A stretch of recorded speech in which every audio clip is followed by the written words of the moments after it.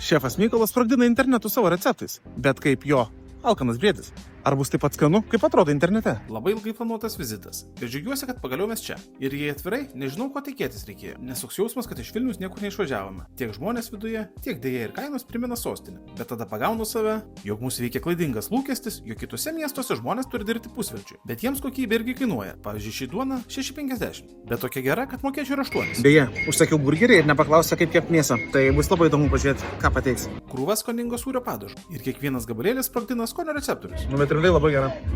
Turbūt vienas skaniausių keptų duonų, kurią pamenu. Maloniai nustebina ir daržovių kiekis Vaigų vištienoje, kaip ir jautienos išpjovos kiekis žmonos baulė, kuris buvo tarp savaitgalio pasiūlymų. Už 13,90, jei kam įdomu.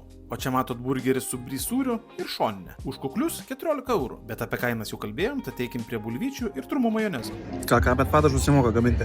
Ir bulvytės, nes bendras derinys buvo tikrai aukštos klasės. Kaip ir burgeris. Pradžioje kiek bijojau, kad mėsa gali būti užgožta intensyvių ingredientų. O gal ir perkepta. Gi nepaklausė, kaip iškepti. Labai daug skornio ir neperkeptos. Užskaitau, žinokit. O žmona plojo rankomis, ragadama savo baulą. Jei tai patiko skonis, jog praktiškai nenaudojo šalia buvusio žemės riešutų padažo. Labai gerai, žinokit. O aš plojau rankomis dėl savo burgerį. Taip, sumokėjom kaip Vilniui, bet jie verti dar ir daugiau. Skanaus. Keptos duonos mėgėjai, na ir burgeris, žinoma. Gali čia tikrai atvykti.